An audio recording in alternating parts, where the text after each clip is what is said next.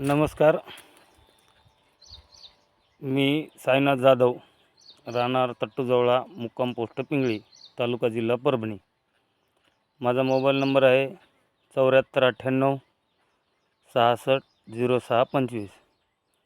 तर मित्रांनो, मी आज आपल्याला वेस्टीज कंपनीचे प्रोजेक्ट म्हणजे खत व औषधं याविषयी आपल्याला माहिती सांगणार आहे. या ठिकाणी मी हळद या पिकापाशी थांबलेला आहे. हे आपल्या वेस्टीज कंपनीचं ॲग्रीहुमिक हे झाडाचं मुळ्या वाढवण्याचं काम, झपाटीनं वाढ करण्याचं काम व तसेच झाडाला फुटवे आणि हे आहे कलर. आज मी बघू शकता माझी हळद किती कलर बाजा. थोडं ऊन असल्यामुळं क्लिअर दिसत नाही आहे, उन्हाची चमक आहे. हे ॲग्री गोल्ड हे झाडावर हिरवेपणा व कवळापणा आणि ताजं लसलसीत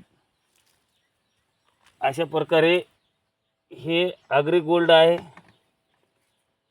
हे वापरलेलं आहे ड्रिचिंगनं. आणि हे ॲग्री प्रोटॅक्ट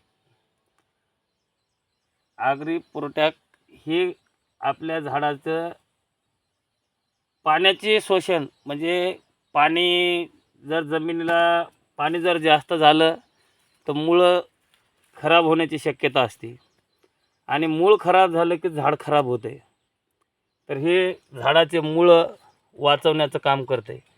हे जर जास्त पाणी झालं तर त्याचं लेवल कमी, आणि कमी पाणी झालं तर हे जास्त तेजपणा व हिरवं. आता उन्हाची चमक आहे, काही भागामध्ये पाणी झालेलं आहे, काही भागामध्ये पाणी कमी अधिक जास्त आहे. जास्त झालं तरी बी कमी करू शकतं आहे, आणि कमी झालं तर जास्त दिवस हे झाडाला म्हणजे ताकद देऊन टिकू शकतं आहे. यासाठी हे ॲग्री प्रोटॅक्ट आहे. आणि हे महत्त्वाचं म्हणजे स्टिकर. हे झाडाला जर तुम्ही ड्रिचिंगद्वारे, फवाऱ्याद्वारे जर औषध सोडायचं असेल तर फवारणीद्वारे औषध सोडत असताना हे जे आहे का ॲग्री 82 याचं नाव आहे. हे ॲग्री 82 म्हणजे स्टिकरचं काम करत आहे. हे जर झाडाची फवारणी केली तर हे औषध टिकून ठेवण्यासाठी काम करत आहे. आणि आज मी बघू शकता माझी हळद हे पिकावरील प्रादुर्भाव. आता तिकडून ऊन असल्यामुळे थोडं इकडून होत आहे व्हिडिओ काढण्यासाठी. हे आहेत मी स्वतः शेतकरी आहे, स्वतः वापरलेलं आहे आणि स्वतः रिझल्ट पहा. हळद माझ्याकडं हळदीमध्ये तीळ आहे. असा तीळ टाकला तर त्याला ते जास्त दिवस लागतात त्याला फळधारणा होण्यासाठी. हे दुसरा डोस आहे माझा. कमीत कमी याचे 3 डोस घ्यावे लागतात. एक गोळी खाल्ली मला बुखार कमी झाले असं होणार नाही. याला कमीत कमी 3 डोस लागतात.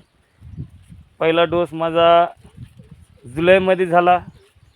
आता हे ऑगस्टाचं 20 तारीख आहे, 22 तारीख, 20, 21, 22 म्हणजे हे 2 ते 3 दिवसामध्ये माझा हा दुसरा डोस चालू आहे. आणि यानंतर मी नोव्हेंबर डिसेंबरच्या शेवटच्या तारीख 20-22 तारखेला परत हा डोस मी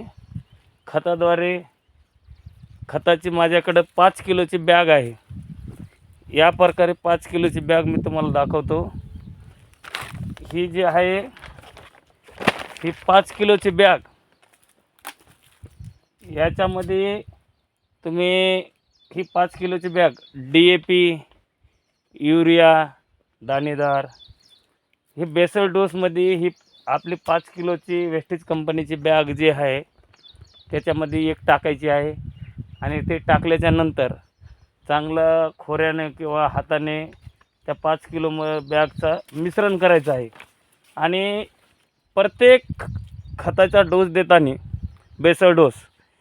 बेसल डोससाठी आपल्याला ही 5 किलोची आपली ॲग्रीहुमिक ग्रॅन्युलस म्हणजे ह्या बॅगनं 5 किलोच्या, जसं की आपल्याला